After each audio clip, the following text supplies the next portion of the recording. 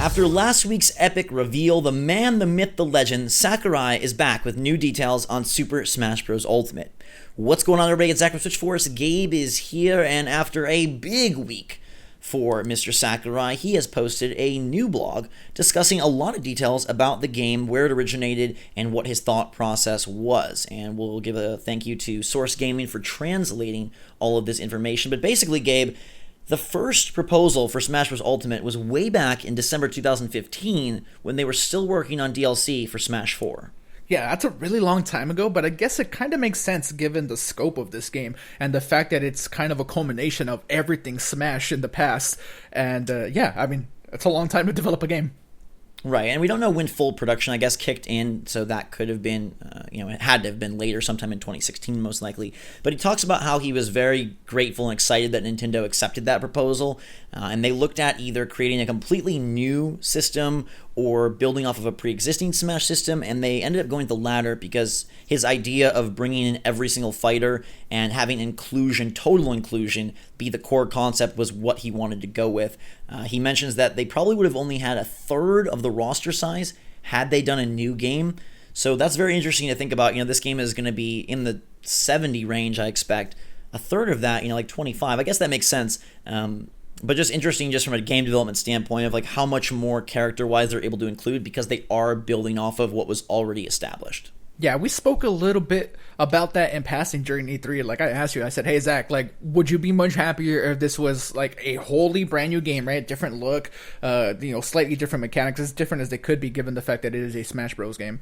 But like a much reduced roster. And, people are going to have their own opinions on that. But I think I'm falling under the party here that like, hey, the fact that everyone is back and the gameplay mechanics are very Smash Wii U focus, I think I'm okay with that. I would not want a roster of 25.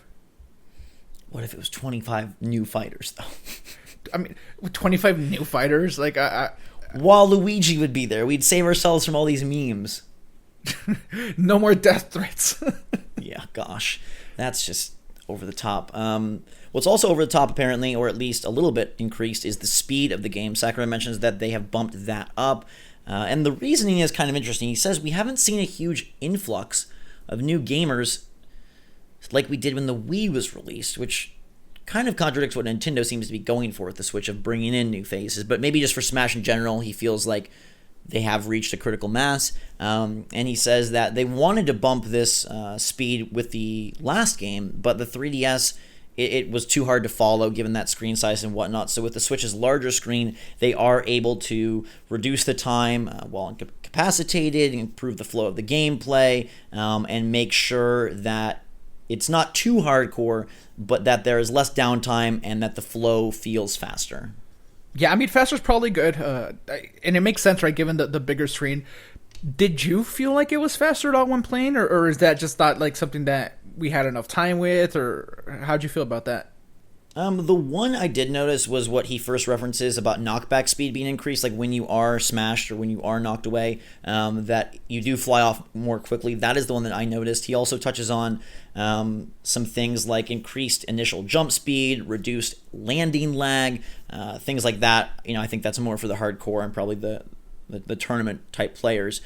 But I do think it's a good fit, and he references some other decisions they made that they did touch on in the direct in terms of like increasing the amount of damage dealt in one-on-one matches. He mentions why they're reducing the amount of fighters or the initial amount of fighters to a small amount to as a nostalgic callback to the N64. But then he also just dives into sort of his thought process on how he knows that some fighters give everything from the beginning, and he admits that he often puts down fighting games before he does unlock everything. So you are going to start with an initial roster of N64 size, but the unlocks are going to come frequently and fast, it sounds like. That it's not going to be as difficult as, say, a racing game. He compares to unlocking all of the models of cars, that they have some interesting ways where it will be fun but comparatively simple to add and build out this full all-inclusive roster. Yeah, I mean, and I think that's just a cool little nostalgic bit, right? The fact that the roster you're going to start with at first is going to be the original N64 roster. That's like kind of a cool little tidbit.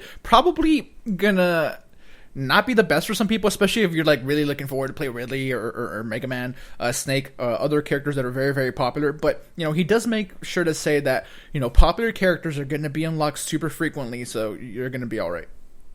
Yes, and again, these were referenced before, but all stages feature Omega in Battlefield. He's very happy and proud about that, and touches on that you can select the stage before selecting characters, which we did notice, obviously, in the E3 build. And he wants this because it allows players to pick a character considering the field of battle.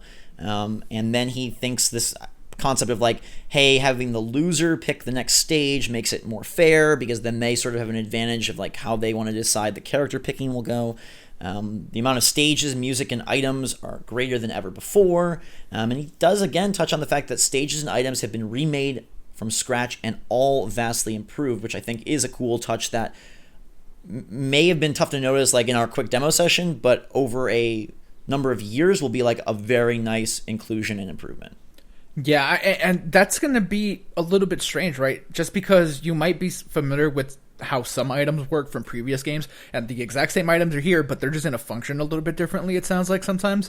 So, I mean, that'll be interesting, like, once we get to see the nuance of everything and exactly how much things have changed. Of course, a lot of those changes are going to be way more important to, like, tournament players, like you had mentioned, but it'll still be cool to figure those things out on our own here. And it's also really cool that by all intents and purposes, we're going to get some steady influx of Smash news by Sakurai's post at the very least. This is part 1. He already alludes to part 2 coming where he's going to get into even more detail. So they're getting super granular with this. Yes, and he does make one point where he says, I often doubt myself while working on the game, questioning whether we can really release it this year. Don't say that. Like, it's already December. I'm sure they will put it out this year. He just seems to be a person that is very concerned with making sure he puts out the best possible product, and that's what they're going for. It's called Ultimate for a reason, and this just contributes to making it feel all the more like that. Let us know your take on some of these cool points from Sakurai in terms of the idea and concept behind including all the characters, behind stage selection coming before character selection, and the unlocks, the increased speed, the increased damage for one-on-one battles. Any takeaways you guys have, we'd love to hear them, so put those down in the comments below. Make sure to subscribe to stay up to date on all the latest and greatest from the Switch and the inevitable influx of Super Smash Bros. Ultimate news. We've got you covered. Follow us on Twitter and Discord. There are links in the description below. And until next time, for myself and Gabe and Sakurai, thanks so much. Have a fantastic day. Switch Force out.